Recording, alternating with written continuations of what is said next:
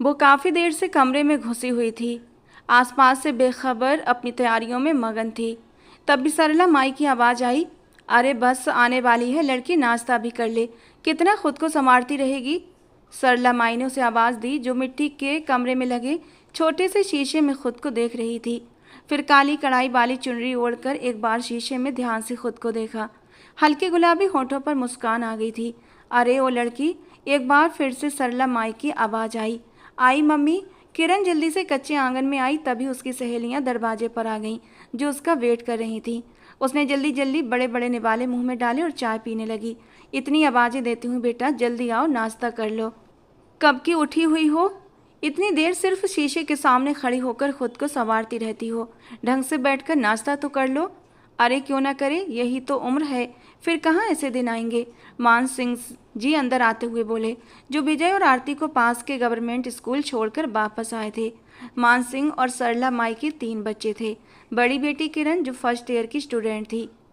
विजय और आरती छोटे थे। विजय 5वीं में और आरती 4थी में पढ़ रही थी। मान सिंह खुद केवल 10वीं तक ही पढ़े हुए थे। उनके ज़माने में पढ़ाई को इतनी इम्पोर्टेंस नहीं दी जाती थी। बहुत ही कम लोग पढ़ाई करते थे। 5वीं 8वीं क्लास पढ़कर अपने घर के बड़ों के साथ खेतों या फिर दुकानों में लग जाते थे। मान सिंह ने भी 10वीं करने के बाद अपने पिता के साथ खेतों में मजदूरी की। फिर मान सिंह के एक दोस्त ने गवर्नमेंट स्कूल में क्लर्क की नौकरी दिलवा दी। उनका परिवार ना तो गरीब था और ना ही अमीर, बस अच्छा गुजारा हो जाता था। किरण, बाहर दरवाजे पर उसकी सहेलियों ने आवाज़ दी। किरण आखिरी निवाला मुंह में डालकर भागी। मान सिंह और सरला माई को हाथ के इशारे से बाय कहा, क्योंकि मुंह में अभी भी रोटी दबी हुई थी। क्या होगा इस लड़की का, अगले घर जाकर मेरी नाक ही कटवाएगी कि माँ ने कुछ सिखाया नहीं। सरला माई बर्तन समेटते हुए बोली। मान सिंह हंसते हुए अपने काम पर निकल गए। किरण, तू आज बड़ी सुंदर लग रही है। भगवान करे तेरा मंगेतर एक नज़र तुझे देख ले, फिर पूरी जिंदगी नज़र नहीं हटाएगा। रीमा ने रोज वाला डायलॉग आज फिर दोहराया। बात सारी नज़र की है रीमा। वो मेरी तरफ देखे तो उसे मेरी कदर हो, मगर वो तो ऐसा अनजान है कि मेरी तरफ देखता ही नहीं। मैं उसे पसंद ही नहीं हूँ। किरण के चेहरे पर उदासी छा गई। अरे क्यों दिल छोटा करती हो, अभी तो वो सिर्फ मंगेतर है, इसीलिए इतना भाव खाता है। जब तेरी शादी हो जाएगी ना, फिर देखना तुझसे नज़र नहीं हटाएगा। बीना ने शरारत से किरण को आंख मारी। शादी तक मैं जिंदा बचूं तब ना। मैंने तो उसकी हरी आंखें शीशे में देख देख कर ही किसी दिन मर जाना है। किरण की ये बात सुनकर उसकी सहेलियों की ऐसी हंसी छूटी कि रुकने का नाम ही नहीं ले रही थी। सब उसे बुरी तरह चिढ़ाने लगी। इसी हंसी मजाक के बीच दूर धूल उड़ाती हुई उनकी कॉलेज बस आती दिखाई दी। बस को देखते ही किरण के दिल की धड़कनें एकदम से तेज हो गईं। सीने में जैसे कोई हलचल सी मच गई।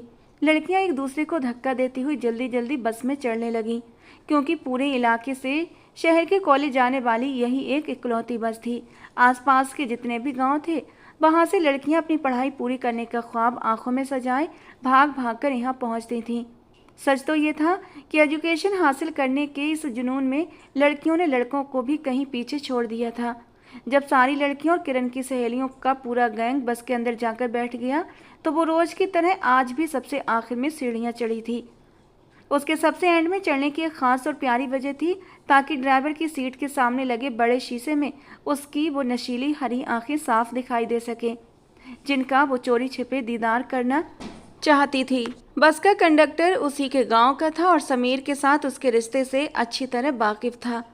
वो अक्सर किरण को छेड़ते हुए भाभी कहकर बुलाता था, और उसका यूं सबके सामने खुलेआम भाभी कहना किरण के गालों पर हया की गहरी लाली बिखेर देता था। वो शर्म से पानी पानी हो जाती थी। रोज की तरह आज भी बस में इतनी भीड़ थी कि उसे बैठने की जगह नहीं मिली, लेकिन कंडक्टर ने हमेशा की तरह उसके लिए एक स्पेशल कुर्सी निकाली और ड्राइवर की सीट के बिल्कुल पीछे रख दी। किरण ने धीरे से मुस्कुराकर थैंक यू कहा और वहां बैठ गई। अब उसका जिस्म तो बस में था, लेकिन उसकी रूह और नजरें सामने लगे उस शीशे पर टिक गई जहां से ड्राइवर का चेहरा नजर आता था। उसने दुनिया जहान से बेखबर होकर हर शोर को इग्नोर करते हुए अपनी नजरें उन जादुई हरी आंखों पर जमा दी और धीरे धीरे उनकी गहराइयों में खोने लगी। उन आंखों में सचमुच कोई ऐसा जादू था जो उसे अपने बस में कर लेता था, मगर अफसोस वो जालिम मगरूर आंखें एक बार भी मोहब्बत या अपनेपन से उसकी तरफ नहीं उठती थीं। इसी अधूरे दीदार के बीच कॉलेज आ गया और बस के गेट के सामने एक जोरदार झटके के साथ ब्रेक लगाई, जिससे किरण अचानक ख्वाबों की दुनिया से निकलकर होश की दुनिया में वापस आ गई। और जब सारी बस खाली हो गई तब वो सबसे आखिर में दिल पर एक बोझ लिए बाहर निकली। आज भी उसकी इस बेइंतहा मोहब्बत को वो एक नज़र नसीब नहीं हुई थी जिसकी वो प्यासी थी, और वो रोज़ की तरह एक बार फिर गहरी मायूसी और टूटे दिल के साथ बस से नीचे उतर गई। जब वो घर लौटी तो वहाँ एक अलग ही रौनक और चहल पहल लगी हुई थी। गांव की लगभग सभी रिश्तेदार औरतें मिट्टी के कच्चे फर्श पर चटाई बिछाए बैठी थीं। कुछ औरतें किचन में खाना पकाने में बिजी थीं और वहाँ से उठती स्वादिष्ट खानों की खुशबू ने किरण की भूख को और ज़्यादा बढ़ा दिया था। वो हैरान थी कि आखिर आज सब लोग यहाँ किस लिए जमा हुए हैं। किरण जैसे ही कमरे में आई तो देखा कि उसकी माँ सरला माई उसके दहेज के बैग एक बड़े से संदूक से निकाल कर पास बैठी नानी को दिखा रही थी और पूछ रही थी कि इन चीज़ों में कोई कमी तो नहीं है, ताकि वो समय रहते सब इंतजाम कर सकें। अरे सरला, देखो हमारी दुल्हन आ गई। चाची बड़े लाड और अपनेपन से आगे बढ़ी और किरण को गले लगाकर बड़े प्यार से उसके सिर पर हाथ रखा। अरे मेरी बच्ची, आ इधर बैठ। अब तुझे कल से कॉलेज जाने की कोई ज़रूरत नहीं। तेरी सास आज शादी की डेट फिक्स करके गई हैं। इसी हफ्ते के एंड में तुझे मायूं बैठना है। सरला माई ने उसे ये बात बताई और फिर उसे वहीं छोड़ते हुए बाहर बैठी औरतों की तरफ चली गई। इधर किरण अपनी ही शादी की बात सुनकर अबाक रह गई। उसे समझ नहीं आ रहा था कि वो इस बात पर रोए या हंसे।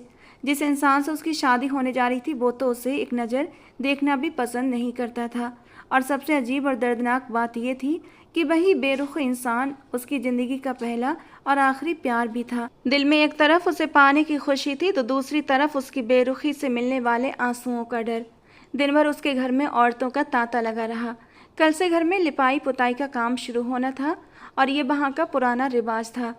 जिस घर में भी शादी होती वहाँ मोहल्ले और रिश्तेदार की औरतें मिलकर पूरे मिट्टी के घर को नए सिरे से लीप कर चमका देती थीं। मिट्टी का वो सीधा सादा घर जिसकी छत लकड़ियों और कड़ियों से बनी थी और आंगन के चारों तरफ मिट्टी की मोटी सी दीवार उठाकर एक खूबसूरत सा कच्चा आंगन बनाया गया था। ये लोग अपनी इसी सादगी से भरी छोटी सी दुनिया में बेहद खुश रहते थे। जब रात का अंधेरा गहरा हुआ तो धीरे धीरे सब औरतें अपने अपने घरों को विदा हो गईं।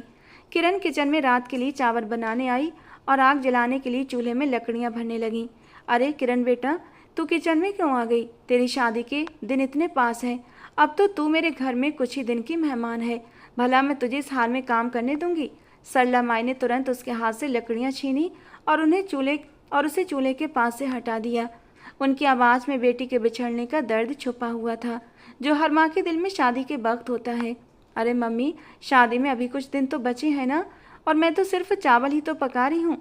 आपने दिन भर इतना काम किया है, आप थक गई होंगी। प्लीज़ आप आराम करें, समय संभाल लूँगी।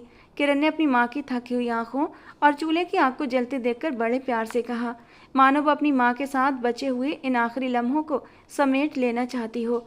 अरे लड़की, पागल हो क्या? शादी करीब हो तो लड़कियां काम नहीं क्या करती, वरना दुल्हन के चेहरे पर वो निखार और रंग नहीं चढ़ता।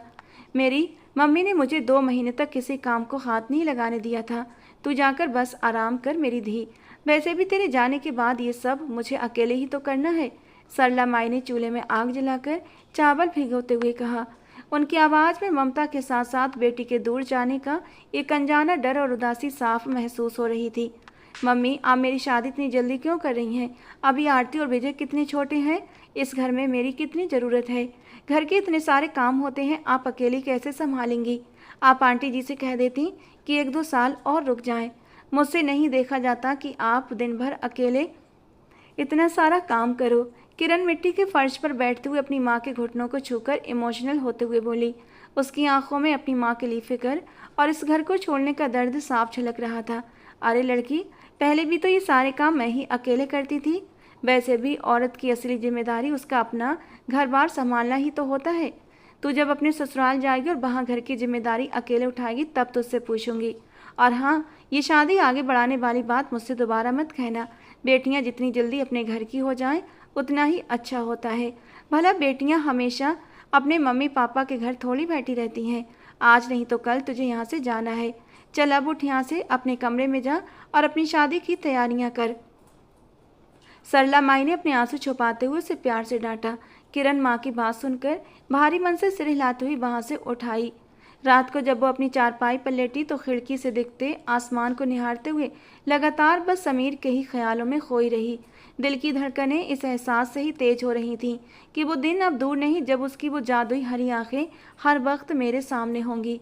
कितना खूबसूरत, कितना मुकम्मल मंजर होगा वो। भला मैं कैसे उन हरी आंखों से अपनी नज़रें हटा पाऊंगी। सदियों का इंतजार ख़त्म हो रहा है।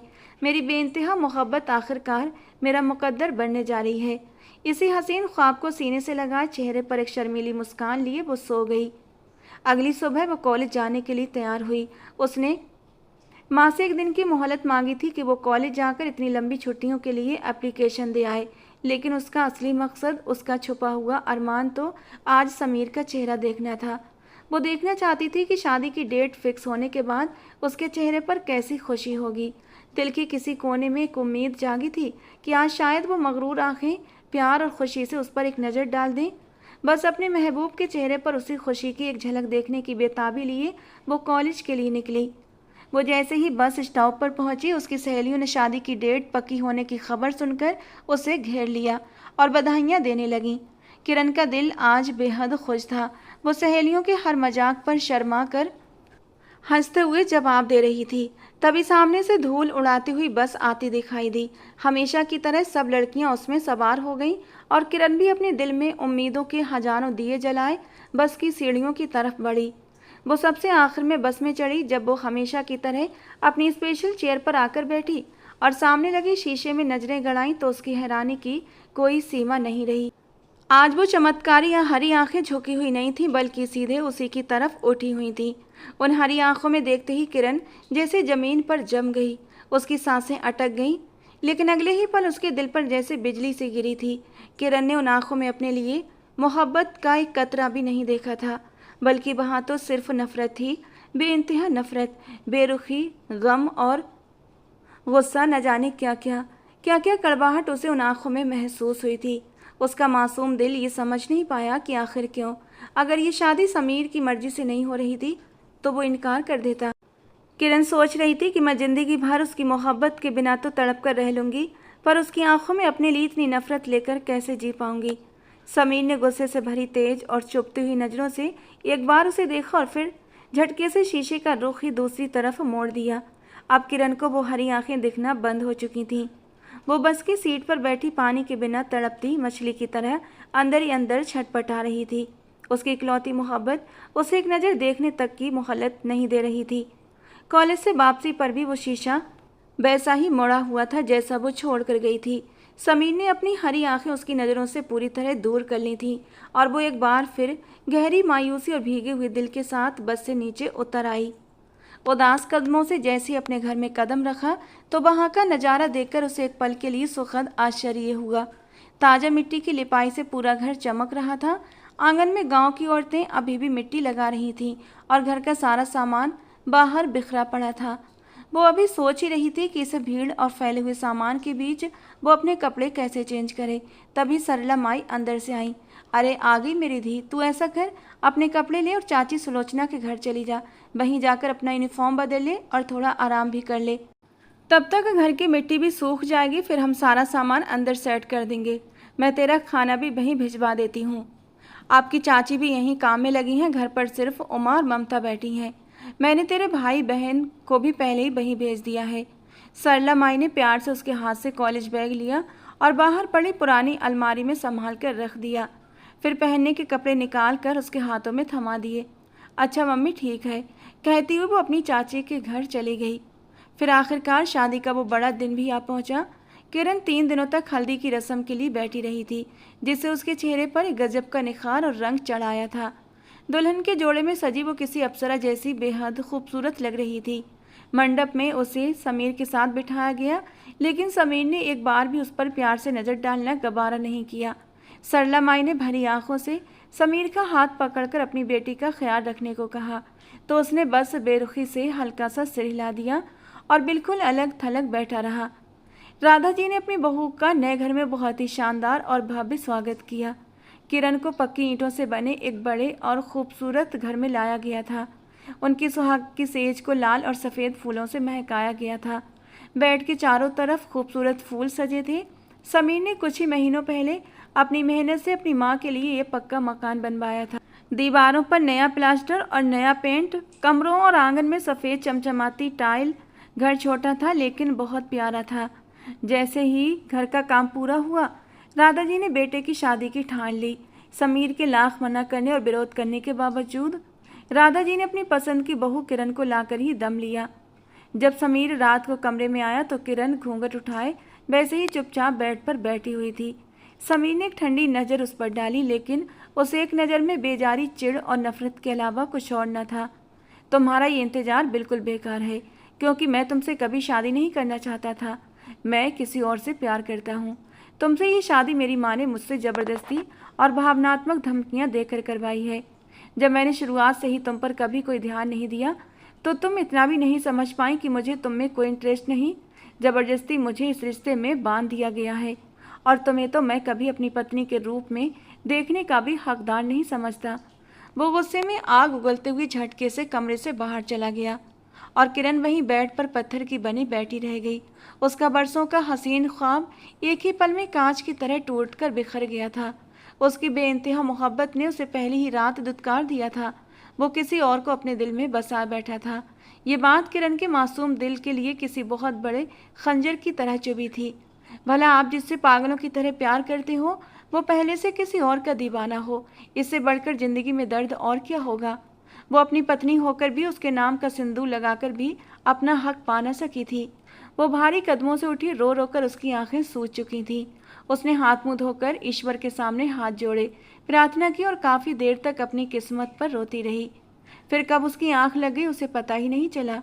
सुबह उसकी आंख मंदिर की घंटियों और भोर की बेला के वक्त खुली।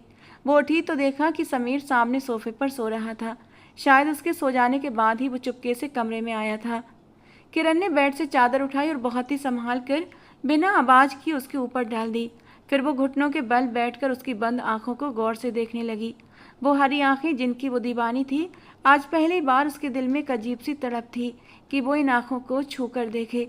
उसने बेख्तियार अपना कांपता हुआ हाथ जैसे ही समीर की आंख पर रखा, वो हड़बड़ाकर उठ बैठा। किरण डरकर झटके से पीछे हो गई। क्या कर रही थी तुम मेरे करीब आकर? समीर ने बेहद तीखा और गुस्से भरे लहजे में पूछा। वो मैं तो बस। क्या वो मैं? हाँ, शर्म आनी चाहिए तुम्हें। जब मैं तुम्हारे पास नहीं आया तो तुम जबरदस्ती मेरे करीब आने की कोशिश कर रही हो। अपनी उबलती जवानी को संभाल कर रखो। मुझसे किसी भी तरह की कोई उम्मीद मत रखना। इस घटिया इल्जाम पर किरण का दिल अंदर तक तड़प उठा। उसकी आंखों से आंसुओं का सैलाब बहने लगा। उसके रोने पर समीर और भी गुस्से से खौल गया। तुम्हें मैं अब इस कमरे में एक सेकंड के लिए भी बर्दाश्त नहीं कर सकता। निकलो यहाँ से। समीर ने गुस्से में अंधे होकर जबरदस्ती उसका हाथ पकड़ा और उसे कमरे के दरवाजे से बाहर की ओर धकेल दिया। किरण के मुंह से एक दर्दनाक चीख निकल गई। राधा जी और अमरनाथ जी उस चीख को सुनकर घबराकर अपने कमरे से बाहर आए तो देखा कि नई नवेली दुल्हन जमीन पर बैठी फूट फूट कर रो रही थी। ये क्या हरकत है समीर? अमरनाथ जी ने गुस्से से पूछा। ये लड़की आप लोग लेकर आए हैं तो ये आप लोगों के साथ ही रहे। मैं इसे अपने कमरे में बर्दाश्त नहीं कर सकता। वो बहुत ही तेज और कड़े लहजे में बोल रहा था। सुबह सुबह का वक्त था, इसलिए आस पड़ोस के लोग अपनी छतों से गर्दनें निकाल कर तमाशा देख रहे थे। मैं भी देखती हूँ कि तू कैसे इसे बाहर निकालता है।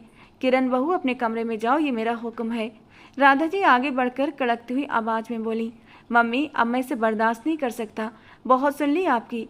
आप इसे घर में तो ले आई, लेकिन मैं इसे अपनी ज़िंदगी में शामिल नहीं कर सकता। अगर आपने साथ रखना है आप लोगों को तो रखिए, वरना छोड़ आइए वहीं पर जहाँ से लेकर आए हैं। समीर के मुंह से ये कड़वे शब्द सुनकर किरण का हाथ उसके मुंह पर आ गया। उसका रोते रोते दम घुटने लगा। किरण, मैंने कहा ना, उठो, अपने कमरे में जाओ। राधा जी ने सहारा देकर उसे ज़मीन से उठाया और कमरे के अंदर ले आई। मम्मी, समीर गुस्से से चीखा। बस, अगर आज तो इसे घर से निकाल रहा है तो अपनी इस माँ को भी बाहर निकाल दे, क्योंकि ये घर तेरी कमाई से बना है ना। लेकिन मेरी इन हथेलियों में अभी भी इतनी ताकत है कि मिट्टी लाकर अपना एक नया घर बना सकूं। मैंने इन्हीं हाथों से मेहनत करके तुझे पाल पोस कर बड़ा किया है। तेरे फैसले अभी भी मैं ही करूँगी। अगर तू मेरे फैसलों को कोई महत्व नहीं देता तो साफ बता दे।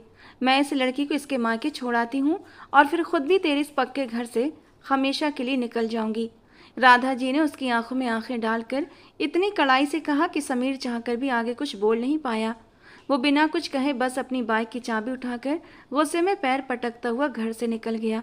राधा जी जब कमरे के अंदर आई तो किरण बेड के कोने में सिर झुकाए रो रही थी। उसका लाल जोड़ा आंसुओं से भीग चुका था। किरण बेटा, मुझे माफ़ कर देना। मैं समीर की मर्जी के बिना जबरदस्ती तुझे इस घर में लेकर आई हूँ। राधा जी ने बेड पर उसके पास बैठते हुए रुहासे होकर अपने हाथ उसके सामने जोड़ दिए। किरण ने रोते हुए अपनी आंखें उठाई और उनके बंधे हुए हाथों को देखा तो तड़पकर उनके दोनों हाथ बेहद प्यार और इज्जत से अपने हाथों में थाम लिए। मम्मी जी, आप कैसी बातें कर रही हैं? आप मेरी माँ जैसी हैं। प्लीज़ हाथ मत जोड़िए।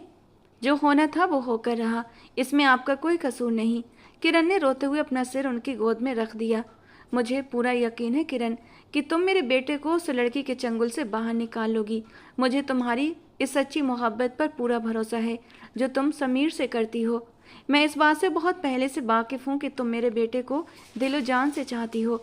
राधा जी ने बड़े लाड और ममता से उसके सिर पर हाथ फेरते हुए उसे हिम्मत बंधाई।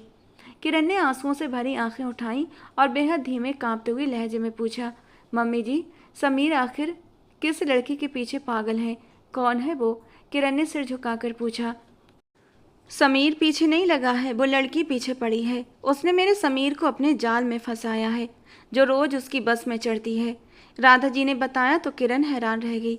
मम्मी जी, वो बस में किस टाइम चढ़ती है? किरण ने उत्सुकता से पूछा। सुबह के टाइम। किसी प्राइवेट स्कूल की टीचर है, पिछले 5 साल से समीर के पीछे लगी है। ये गांव छोड़कर जो अगला गांव है वहीं की रहने वाली है। मैं उस लड़की के घर भी गई थी कि मेरे बेटे की जान छोड़ दे, मगर उसने मुझे सामने से ऐसा सुनाया कि हे भगवान, इतनी तेज तर्रार थी। क्रीमें थोप थोप कर खुद को गोरा और बाल काटकर कंधों पर झुला रखे थे। मनहूस लड़की, राधा जी ने जल भूनकर कहा। किरण को ये पहचानने में एक पल भी नहीं लगा कि बस में वो कौन सी लड़की है। उसने काफ़ी बार देखा था वो लड़की समीर को देखकर मुस्कुराती थी, मगर किरण को कभी समीर का चेहरा दिखाई नहीं देता था, क्योंकि बस की सीट से सिर्फ उसकी हरी आंखें ही देख पाती थी। वो पूरे रास्ते में एक ही लड़की थी जो प्राइवेट स्कूल के सामने उतरती थी। सच्चाई सामने आते ही किरण राधा जी के गले लगकर बेतहाशा रोने लगी। नहीं बेटा, तू रो मत। तू उसकी बिहाता पत्नी है, तेरा हक सबसे पहले है। समीर तुझसे दूर नहीं हो पाएगा। तू बस उसको अपनी तरफ किसी तरह आकर्षित कर कि कहीं और देखने से पहले उसे तेरा ये चेहरा याद आ जाए।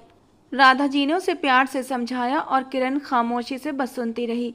उधर सरला माई को जब सारी बात मोहल्ले वालों से पता चली, वो राधा जी से बहुत नाराज हुई कि जब बेटा शादी के लिए राजी नहीं था तो जबरदस्ती शादी क्यों की। राधा जी ने उन्हें पूरा यकीन दिलाया कि वो अपनी बहू को इस घर में उसका पूरा हक दिलवाएंगी, और कुछ किरण ने भी उन्हें समझा बुझाकर शांत कर दिया। तब जाकर वो खामोश हुई। रात को किरण समीर के इंतजार में जागती रही। जब वो कमरे में आया तो किरण सिर पर दुपट्टा ठीक करके बैठ गई। समीर ने गुस्से में अपने कपड़े उठाए और वॉशरूम में चला गया। जब वो वापस आया तो किरण ने नज़र उठाकर देखा। वो बिना शर्ट के सिर्फ तौलिए से अपने बाल सुखाता हुआ सीधे शीशे के सामने जाकर खड़ा हुआ। किरण उसे कंघी करते हुए देख रही थी और हर अंदाज से उसका जायजा ले रही थी। उसकी मोहब्बत हर रूप में उसे बेहद हैंडसम और खूबसूरत लगती थी। वो मैं आपके लिए खाना लाऊं? उसने बहुत झिझकते हुए पूछा तो समीर ने बिना कोई जवाब दिए सोफे पर लेटकर सोने का नाटक किया। वो उसे बस देखती रह गई। आधी रात को अचानक उसे किसी के फुसफुसाने की आवाज़ आई। उसने ध्यान दिया तो पता चला कि समीर फ़ोन पर किसी से बात कर रहा था। मेरी जान, ऐसा कुछ नहीं है जैसा तुम समझ रही हो। मैं तो उस पर एक नज़र डालना भी गवारा नहीं करता, तो भला उसे बाहों में कैसे लूँगा? मैंने सिर्फ तुम्हें ही अपनी बाहों में लेना है। आई समझ? हाँ हाँ, मैं सिर्फ तुम्हारा हूँ। बस थोड़ा सा सब्र करो, फिर हम दोनों कुछ ही दिनों में शादी कर लेंगे। फिर ये खुद ही यहाँ से चली जाएगी। समीर की आखिरी बात सुनते ही किरण का हाथ बेख्तियार अपने दिल पर गया था और वो झटके से उठकर बैठ गई। समीर ने उसे बैठते देखा तो न जाने क्यों तुरंत कॉल काट दी और आंखें बंद कर ली। किरण अपनी चप्पल पहनकर कमरे से बाहर निकल आई। समीर ने उसे जाते हुए देखा, फिर अपना सिर झटक कर सो गया। किरण घर के दाईं तरफ आ गई, जहाँ राधा जी ने एक छोटा सा बगीचा बना रखा था, जिसमें कुछ सब्जियां भी उगाई हुई थी। उसे समझ नहीं आ रहा था कि वो क्या करे। दिल कर रहा था कि जोर जोर से रोए और चीखे। उसने जिससे बेइंतहा मोहब्बत की, जिसे हर दुआ में मांगा, उसे पा तो लिया। उसे शादी भी हो गई, मगर वो किसी और के हसीन ख्वाब देख रहा था। और उसे अपनी ज़िंदगी से निकालने के प्लान बना रहा था। वो काफ़ी देर तक वहीं अकेली बैठी रोती रही। जब भोर की बेला में मंदिर की घंटियां बजीं तो वो उठी और हाथ मुंह धोकर ईश्वर की प्रार्थना करने चली गई। कमरे में आई तो समीर अभी भी गहरी नींद में सो रहा था। किरण ने प्रार्थना करने के बाद पवित्र ग्रंथ गीता का पाठ किया और फिर किचन में आ गई। राधा जी और अमरनाथ जी को चाय देने के बाद उसने आटा गूंथा।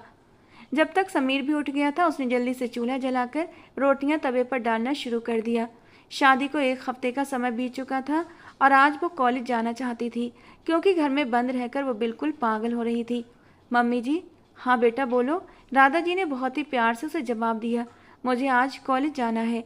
हाँ बेटा तो चली जाओ, इसमें परेशान होने वाली कौन सी बात है। अब तो तुम कॉलेज बस की मालकिन भी हो गई हो, राधा जी ने आखिरी बात मजाक और शरारत से कही। तो वो एक दर्द भरी मुस्कान मुस्कुरा दी। मम्मी जी, समीर मुझे बस में बैठने तो देंगे ना? उसने बहुत ही मासूमियत से पूछा। तो राधा जी अंदर तक शर्मिंदा हो गई। वो सोचने लगी कि कितनी प्यारी और मासूम बच्ची है कि समीर उसकी कदर नहीं कर पा रहा। क्यों नहीं बैठने देगा? बेटा तू जाकर सबसे पहले उसे नाश्ता दे, फिर खुद तैयार हो। तेरे ससुर का और अपना पराठा मैं खुद बना लेती हूँ। शाबाश, जल्दी जा, कहीं देर न हो जाए। राधा जी ने उसे प्यार से वहाँ से उठाया। वो समीर के लिए आमलेट, पराठा और चाय लेकर कमरे में आई तो वो अभी नहाकर बाहर निकला था और शीशे के सामने खड़ा बाल बना रहा था। आपका नाश्ता। उसने खामोशी से उसका नाश्ता बेड पर रख दिया और खुद बैग से अपना यूनिफॉर्म निकालकर प्रेस करने लगी। समीर ने पलटकर एक ठंडी नज़र उस पर डाली, फिर चुपचाप आकर नाश्ता करने लगा। जब वो यूनिफॉर्म पहनकर बाहर आई तो समीर नाश्ता करके बस की चाबी उठाकर जा चुका था। उसने जल्दी से बालों की एक चोटी बनाई और अपना कॉलेज बैग उठाया। समीर बाहर निकल गया था, इसलिए उसने जल्दी से काली चुनरी ओढ़ी और उसके पीछे भागी। अरे किरण बेटा, नाश्ता तो कर ले। मम्मी जी वो। किरण ने समीर की तरफ इशारा किया जो गेट से बाहर निकल रहा था। ए समीर, बच्ची को नाश्ता तो करने दे, 2 मिनट रुक नहीं सकता क्या? राधा जी ने समीर को आवाज़ दी जो दरवाजे से बाहर कदम रख रहा था। मम्मी, मैं सिर्फ आपकी इस लाडली बहू को ही बस में नहीं बिठाता जो इसके चक्कर में बाकी की 50 लड़कियों को रास्ते में इंतजार में खड़ा रखूं। वो रूखेपन से कहकर बाहर निकल गया। किरण तू यहीं रुक। ए समीर के पापा, जरा बाहर तो आओ। राधा जी ने अपने पति को आवाज़ दी जो कमरे में बैठे थे। क्या हो गया समीर की मम्मी? अमरनाथ जी ने पूछा। अपने लाडले को जरा बाहर जाकर रोकिए, दुल्हन भूखी कॉलेज जा रही है। 2 मिनट रुक नहीं रहा आपका चहेता। भला मैं बच्ची को भूखे पेट विदा कर दूं? तू बैठ किरण बेटा, आराम से नाश्ता कर। राधा जी ने उसका हाथ पकड़कर उसे जबरदस्ती बिठाया। मगर समीर, आज इतनी जल्दी क्यों जा रहा है? 7 बजने में अभी 15 मिनट कम है। रोज तो पूरे 7 बजे निकलता है। किरण ने अमरनाथ जी ने उलझन से पूछा। आज मेरी बहू कॉलेज जा रही है ना, बस इसीलिए, ताकि उसे पीछे छोड़कर जा सके। राधा जी ने गुस्से से कहा। बेटा तू ठीक से नाश्ता कर, मैं इस गधे को अभी सीधा करता हूँ। अमरनाथ जी किरण को दिलासा देकर बाहर चले गए। तभी अचानक बाहर बस स्टार्ट होने की आवाज़ आई थी। मम्मी जी।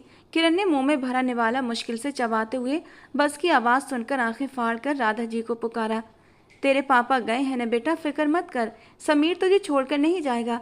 राधा जी ने उसका हाथ थपथपाया। समीर ने बस आगे बढ़ानी चाहिए तो समीर जी बस के आगे तुरंत आकर खड़े हो गए। पापा क्या हुआ? नीचे उतर, बताता हूँ अभी। समीर नीचे उतर आया। अपनी पत्नी को छोड़कर जा रहा है? शर्म नहीं आ रही तुझे? अमरनाथ जी गुस्से से कड़क कर बोले। मैं छोड़कर नहीं जा रहा हूँ, जब टाइम हो गया है तो मुझे जाना तो पड़ेगा ना। आपकी बहू की वजह से मैं बाकी लड़कियों को इंतजार करवाऊँ क्या? समीर ने बेजारी से कहा। तू रोज पूरे 7 बजे जाता है, 7 बजने में अभी पूरे 15 मिनट बाकी हैं। तू जानबूझकर बच्ची को परेशान कर रहा है। सुबह भोर के टाइम से उठी हुई है, सारे घर के काम किए, सबके लिए नाश्ता बनाया। तू भी उसी के हाथ का नाश्ता करके जा रहा है और ख़ुद वो बच्ची भूखी पेट जाए। तेरी पत्नी है, तुझे कोई ख्याल नहीं मगर हमें है। पराई बच्ची को तेरे भरोसे इस घर में लेकर आए हैं, तुझे तो कोई एहसास होना चाहिए ना, लेकिन नहीं है। अमरनाथ जी के कड़े शब्दों पर समीर ने खामोश रहना ही बेहतर समझा, जबकि गुस्से की वजह से उसका चेहरा लाल हो गया था। पापा जी, मैंने नाश्ता कर लिया है। किरण दरवाजे से बाहर आकर अमरनाथ के पीछे खड़ी हो गई। समीर जाकर बस में बैठ गया। अच्छा बेटा जा, भगवान तुझे हमेशा खुश रखे। अमरनाथ जी ने आशीर्वाद दिया तो वो इस आशीर्वाद पर मुस्कुरा भी न सकी। भला उसकी खुशियां तो अब कभी नहीं आने वाली थीं। वो विदा लेकर बस में चढ़ गई। जब वो हमेशा की तरह समीर के पीछे रखी सीट पर बैठी तो समीर की कड़कती आवाज़ सुनकर कांप उठी। पीछे इतनी सारी सीटें नजर नहीं आ रही क्या? जो मेरे सिर पर आकर बैठना है, दफा हो जाओ पीछे। किरण ने आंसू छुपाते हुए सिर झुकाया और वहां से उठकर पीछे चली गई। अब तो उसकी आंखों से भी दूरी हो गई थी, जिन्हें देख देख कर कभी उसकी आंखें मुस्कुराया करती थीं। बस पूरी तरह भर चुकी थी, मगर थोड़ी आगे जाकर बस एक बार फिर से रुक गई थी।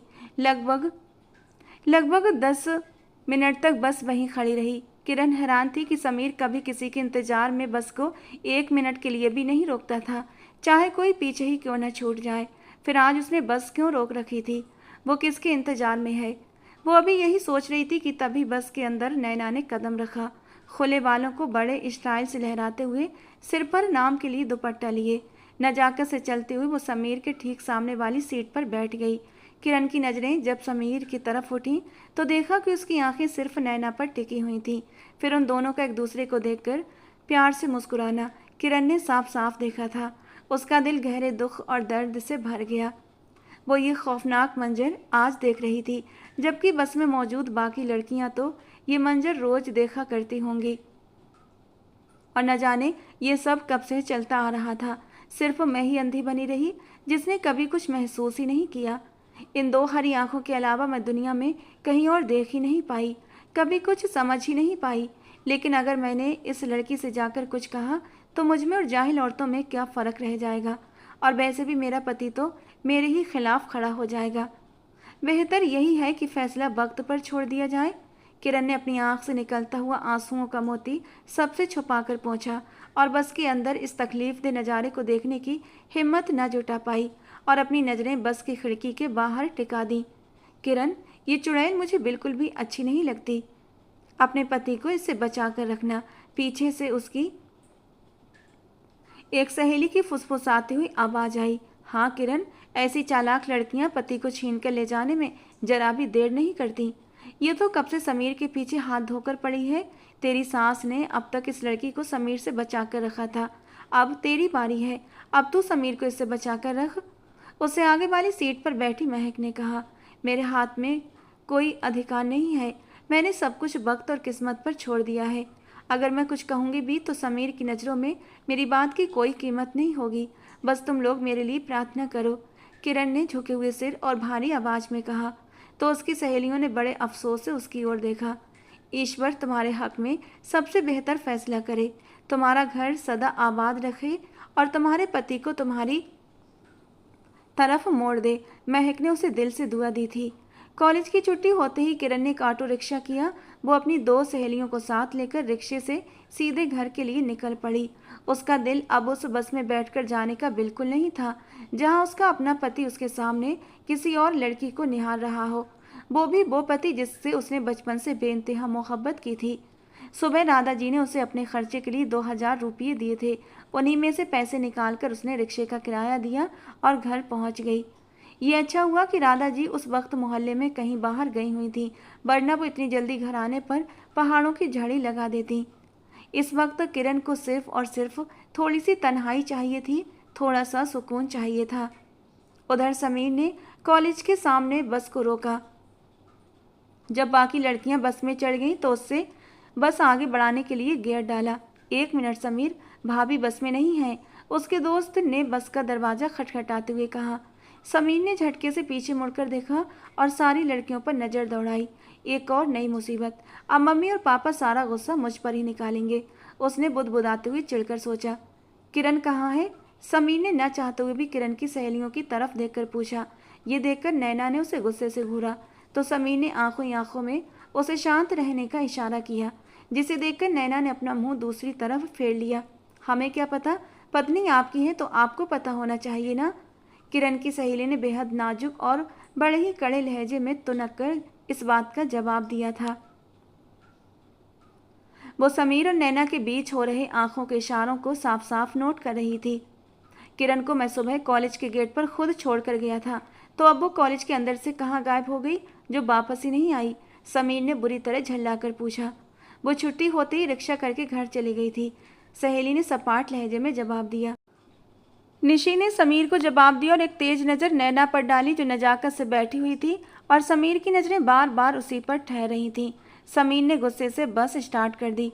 अब घर जाकर मम्मी को मेरे खिलाफ भड़काया होगा। क्या मुसीबत मम्मी ने मेरे सिर पर बांध दी है। समीर जब घर आया तो रात के 8 बज रहे थे। वो खामोशी से अपने कमरे की तरफ बढ़ गया।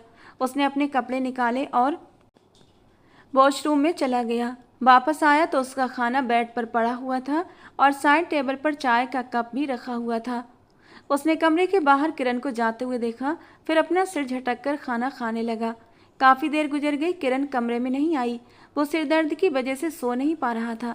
उसने सोचा था कि घर आते ही मम्मी की डांट सुननी पड़ेगी और उनकी लाडली बहू ने शिकायत तो ज़रूर लगाई होगी, मगर यहाँ पर ऐसा कुछ भी नहीं हुआ था।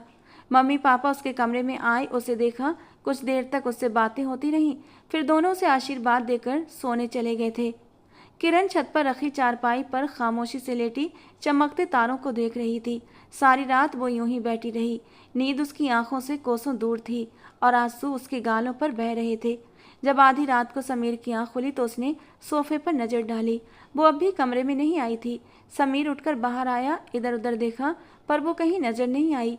वो सीढ़ियाँ चढ़कर ऊपर आया तो देखा कि वो चारपाई पर लेटी आंसू बहा रही थी। समीर कुछ देर वहीं खड़ा रहा, फिर उसी खामोशी से वापस कमरे में आ गया।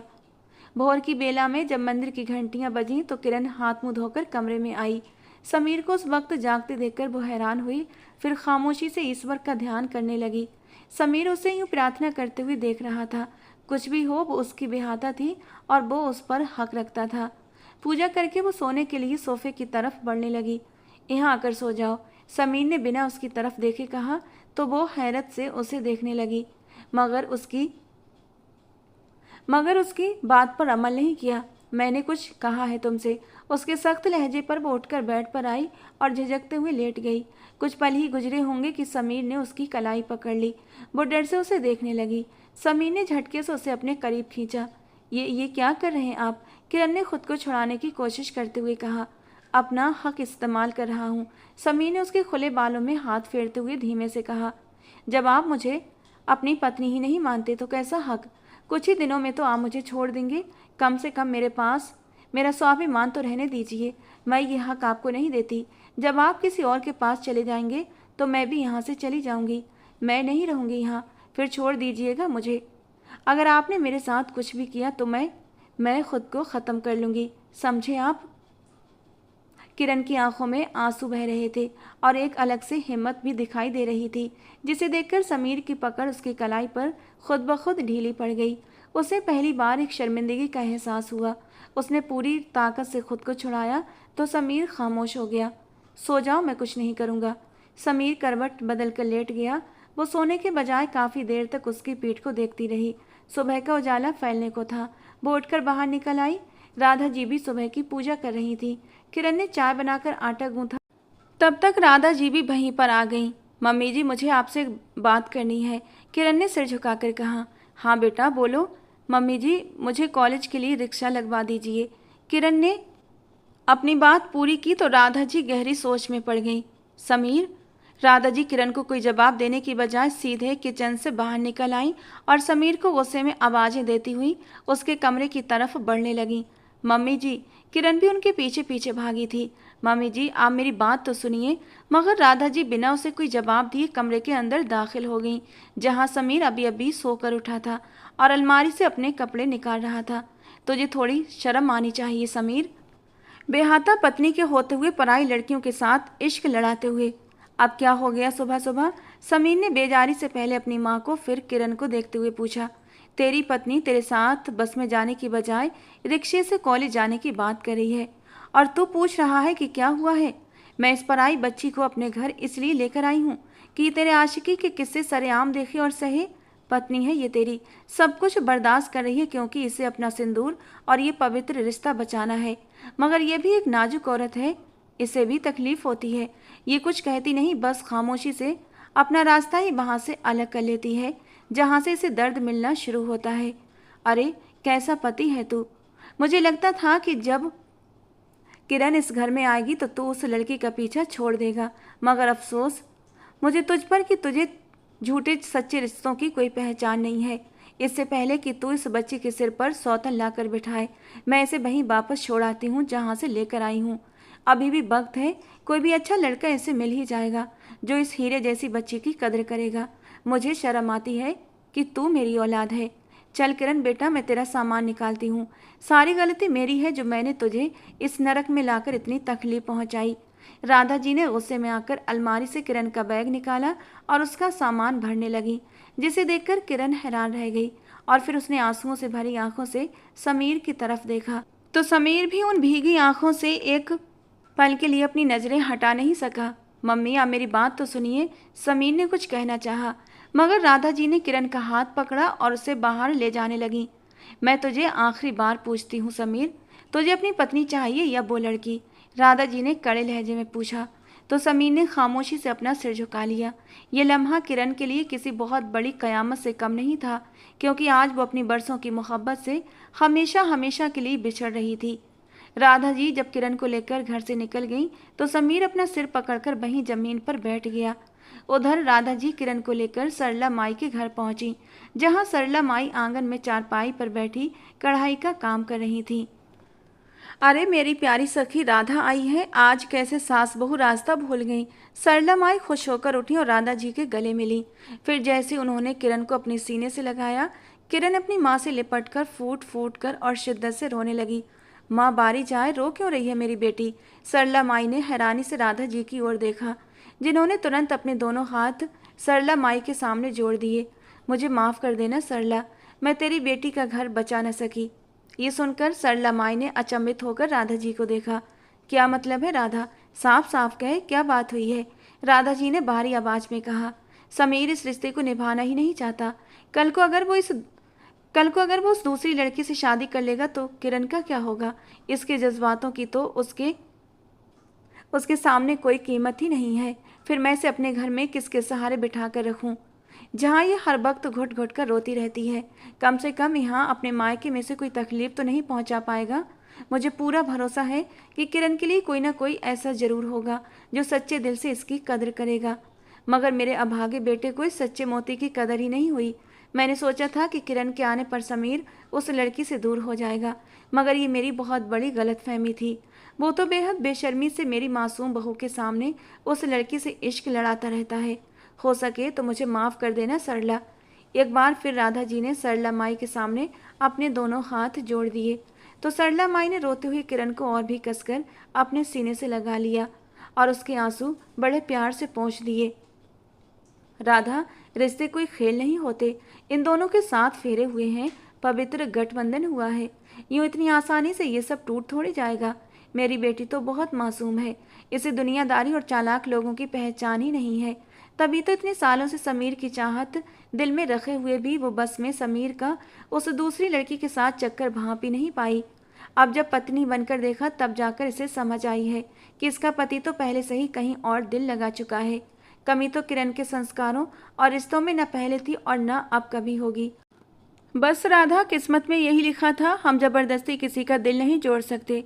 अगर एक इंसान खुश नहीं तो दूसरा भी जिंदगी भर बेसुकून रहेगा। फैसला वक्त पर हो जाए तो ही बेहतर है।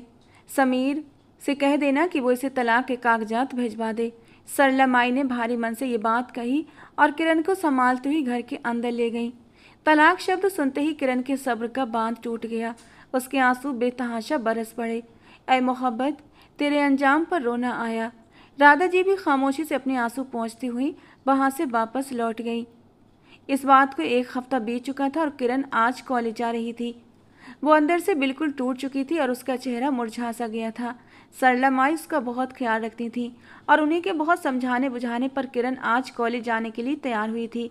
सरला माई ने खुद बाहर जाकर उसके लिए एक ऑटो रिक्शा बंधवा दिया था। कॉलेज की बस में किरण ने जाना छोड़ दिया था। रिक्शे की आगे की सीट पर 3 लड़कियां बैठती थीं और 3 पीछे की सीट पर बैठती थीं। किरण हमेशा पीछे की सीट पर बैठती थी। रिक्शा पूरी तरह बंद नहीं था, बस उसकी छत ही ढकी हुई थी। समीर जब बस को आगे लेकर आया तो उसने बस में से ही किरण को दूर से पहचान लिया था। पूरे 1 हफ्ते के बाद वो उसे देख रहा था। जब तक कॉलेज नहीं आ गया बस उस रिक्शे के ठीक पीछे ही चलती रही। किरण ने बस को देखकर भी पूरी तरह अनदेखा कर दिया।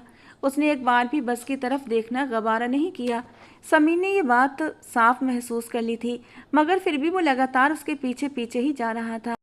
वापसी के टाइम बस थोड़ी देर से आई थी, लेकिन समीर चाहता था कि वो जल्दी निकले ताकि लौटते वक्त भी वो किरण को देख सके। किरण की सहेलियों ने उसे बताया था कि तुम्हारे जाने के बाद से नैना अब बस में नहीं आ रही है, तो ये बात किरण को सोचने पर मजबूर कर गई थी। उसे लगा कि शायद नैना खुद समीर को छोड़कर चली गई है, तभी तो वो सुबह से मेरे पीछे लगा हुआ है और मुझे ही देखता आ रहा था। जब वो छोड़कर चली गई तो इसे मेरी याद आ गई। किरण ने बड़े अफसोस के साथ ये सोचा।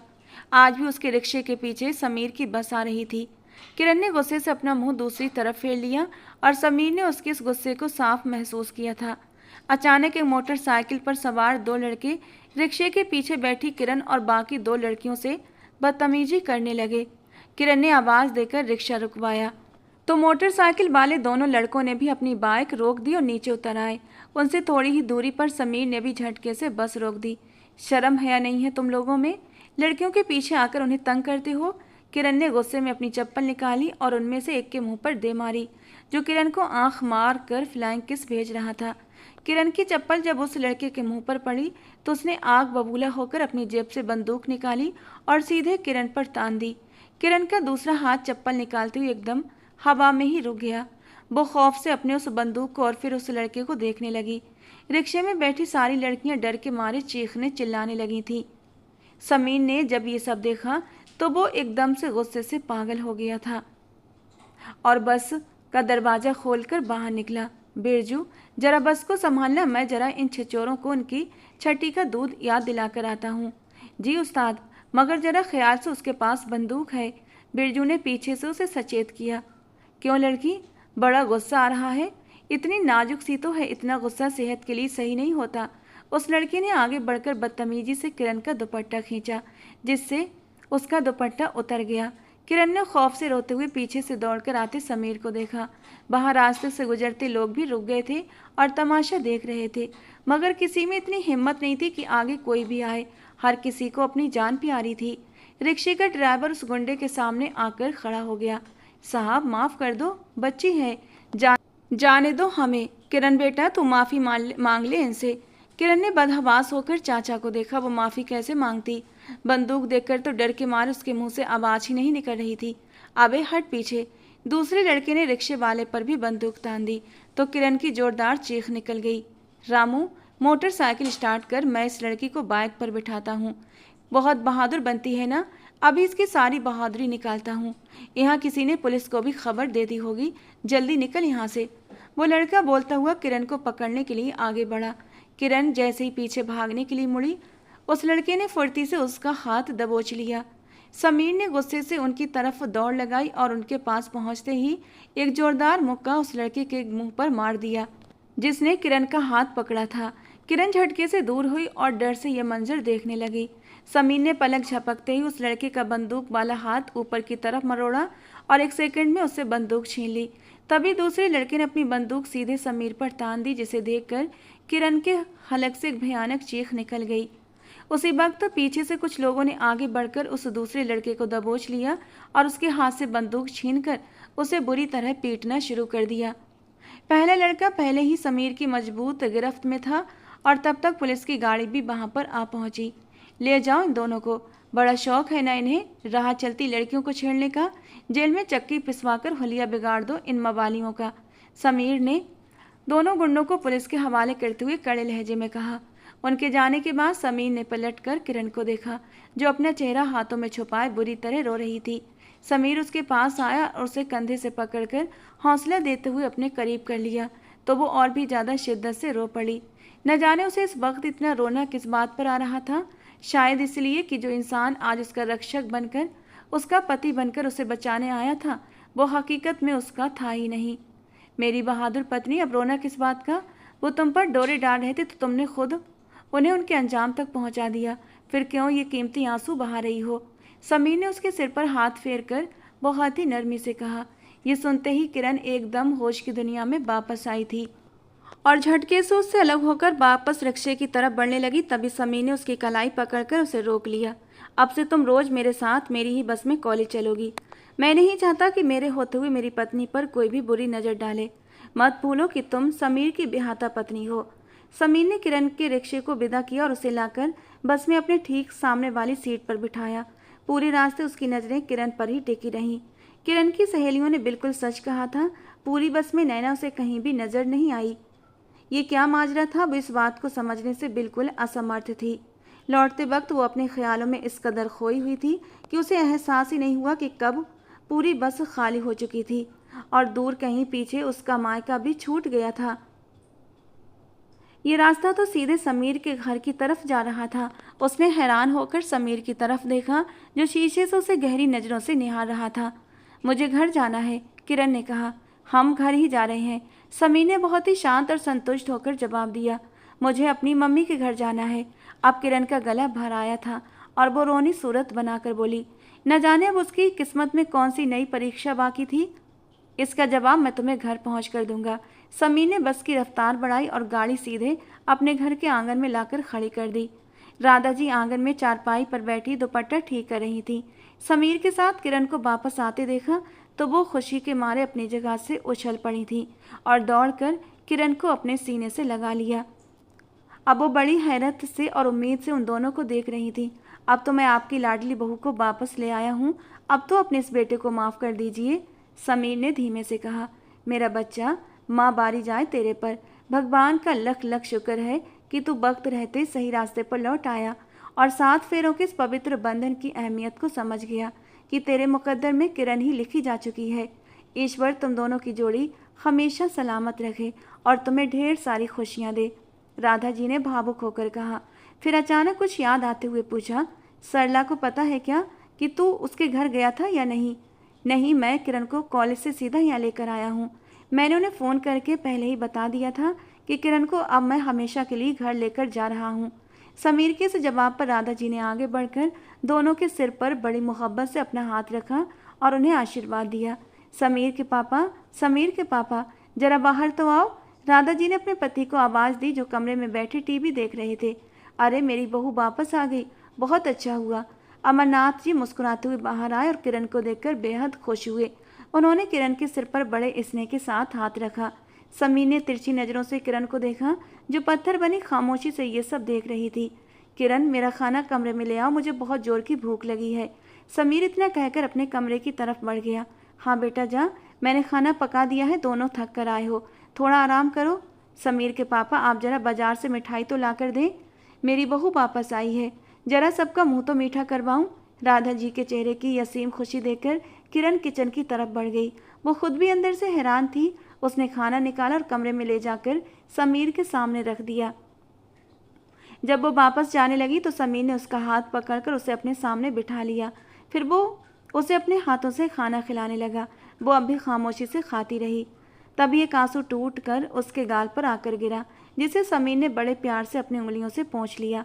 खाना खाने के बाद समीर ने खाली बर्तन साइड पर रखे, फिर उसके दोनों हाथ अपने हाथों में लेकर बोला, किरण, मैं अपने इस बुरे व्यवहार के लिए तुमसे माफ़ी मांगता हूँ। मैंने तुम्हें बहुत तकलीफ़ पहुँचाई है, तुम्हें बहुत दर्द दिया है, मगर अब वादा करता हूँ कभी तकलीफ़ तो क्या, तुम्हारी आंखों में एक आंसू भी नहीं आने दूंगा। मैंने हमेशा तुम्हें अनदेखा किया। जब तुम मेरी आंखों में मोहब्बत से देखा करती थी, तब मैं नैना के चक्कर में तुम्हारी उस पवित्र मोहब्बत को महसूस ही नहीं कर पाया। जब मेरा विवाह तुम्हारे साथ हुआ तो मुझे अजीब सा लगने लगा था। मैं नैना से बात तो करता था, उसे देखता भी था, मगर मुझे कोई अंदरूनी खुशी नहीं मिलती थी। तुम मेरी थी, तुम्हें देखकर मुझे ऐसा महसूस होता जैसे मेरा दिल तुम्हारी तरफ खिंचा चला आ रहा है। तुम मेरी पत्नी थी, मैं तुम पर हक रखता था, मगर फिर ख्याल आता कि कैसा हक। वो हक तो मैं नैना को दूंगा, लेकिन नैना को देखकर मुझे कभी सच्ची मोहब्बत का एहसास ही नहीं हुआ था। वो तो बस उसका एक बनावटी चेहरा और आकर्षण था, जिसके पीछे मैं कुछ समय के लिए खींचा चला गया था। उसकी मीठी मीठी बातों की वजह से मुझे अपनी शादी के 1 हफ्ते बाद ही महसूस हो गया था कि ये सब बस कुछ पल का है। हाँ, वो मुझसे शादी करना चाहती थी, हर वक्त अपनी भावनाएं जताती थी, मगर वो सच्ची मोहब्बत नहीं थी। मैं उसे प्रेम का नाम नहीं दे सकता। सच्ची मोहब्बत तो तुम करती थी किरण, जिसने पत्नी होकर भी कभी मुझसे अपना हक नहीं मांगा, कभी अपनी मोहब्बत का दिखावा नहीं किया और अपने इस प्रेम को कभी कमज़ोर नहीं होने दिया। मैंने तुम्हें इतना भला बुरा कहा, फिर भी तुम मुझसे निश्चल प्रेम करती रही। जब तुम मुझे छोड़कर यहाँ से चली गई तब मुझे समझ नहीं आया था कि मैं क्या करूँ, कहाँ जाऊँ, क्योंकि मुझे एहसास हुआ था कि मैं तुमसे बेहद मोहब्बत कर बैठा हूँ। किरण, तुम मेरे घर आई, मेरी हर चीज़ का ख्याल रखा, मेरे लिए सब कुछ किया, मेरे कमरे में मेरे साथ रही। तुम मेरी अर्धांगिनी थी और इस पवित्र रिश्ते में इतनी ताकत होती है कि पति पत्नी चाहे खुद में कितना ही मतभेद रखें पर फिर भी एक दूसरे से अलग नहीं हो पाते। किसी दूसरी लड़की में इतनी ताकत नहीं होती कि वो विवाह जैसे इस पावन बंधन को तोड़ सके। हाँ, मैं कुछ समय के लिए बह गया था, मगर मैं तुम्हें कभी छोड़ नहीं सकता था। तुम मेरी ब्याहता थी। फिर तुम्हारे जाने के बाद मुझे सच्ची और पवित्र मोहब्बत का एहसास हुआ, जो सिर्फ मेरी पत्नी के रूप में तुम्हारे पास थी। इसीलिए मैंने नैना को हमेशा के लिए छोड़ दिया, क्योंकि मुझे उससे कभी सच्चा प्रेम था ही नहीं। मुझे सिर्फ और सिर्फ अपनी पत्नी से ही सच्ची मोहब्बत थी। और अब मैं अपना घर अपनी किरण के साथ बसाना चाहता हूँ, जो मेरे पेरेंट्स का और मेरा इतना ख्याल रखने वाली अच्छी पत्नी साबित हुई है। मर्द कुछ समय के लिए भटक जरूर जाता है, मगर जब वो खुद से प्यार करने वाले सच्चे रिश्तों से दूर होता है तब जाकर उसे समझ आती है कि वो कितनी कीमती चीज़ खोया है। अब मैं तुम्हें कभी कोई तकलीफ नहीं पहुंचाऊंगा किरण, ये मेरा तुमसे वादा है। समीर ने उसके चेहरे को अपने दोनों हाथों में थाम कर कहा। किरण ने उसकी उन हरी आंखों को गौर से देखा, फिर अपने हाथों से उन आंखों को छू लिया। मुझे इन हरी आंखों से बेइंतहा मोहब्बत है समीर। उसकी इस बात पर समीर ने मुस्कुराते हुए उसे अपने सीने से खींचकर लगा लिया। आज वो दिल से उसके लिए तैयार हुई थी।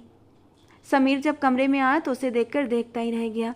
वो बहुत ही गहरे अंदाज में बोलता हुआ उसके करीब आया। हल्के से मेकअप में किरण बहुत ही खूबसूरत लग रही थी। समीर की नज़दीकी पाकर उसकी आंखें शर्म और हया से झुक गईं। समीर ने उसके चेहरे को ऊपर उठाया और बड़ी मोहब्बत से अपने होंठ उसके माथे पर रख दिए। उसके इस छुअन से किरण के पूरे शरीर में करंट सा दौड़ गया। समीर ने अपने सॉफ्ट हाथों से उसका दुपट्टा हटाया और उसके खूबसूरत सुनहरे बालों को खोल दिया, जो किसी झरने की तरह उसकी कमर पर बिखर गए। वो उसके बालों की खुशबू को खुद में समोने लगा। फिर समीर ने उसके बालों को हटाकर उसकी गर्दन पर अपने दहकते होंठ रख दिए, जिससे वो पूरी तरह से कांप उठी और बुरी तरह घबराहट में आकर उसके शर्ट को अपनी दोनों मुट्ठियों में पकड़ लिया।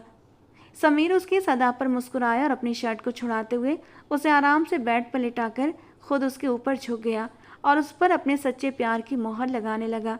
किरण ने भी उसे अपने सीने से लगा लिया। इन पलों में समीर के जज्बातों की शिद्दत और भी बढ़ती चली गई। आज वो दोनों एक दूसरे को पाकर पूरी तरह कंप्लीट हो गए थे। तो दोस्तों, आज की हमारी ये कहानी आपको कैसी लगी कमेंट बॉक्स में ज़रूर बताना। पसंद आई हो तो प्लीज़ लाइक करना। ऐसी और रोमांटिक कहानियों के लिए हमारे चैनल के साथ बने रहें। मिलते हैं दोस्तों अगली किसी नई और रोमांटिक कहानी के साथ।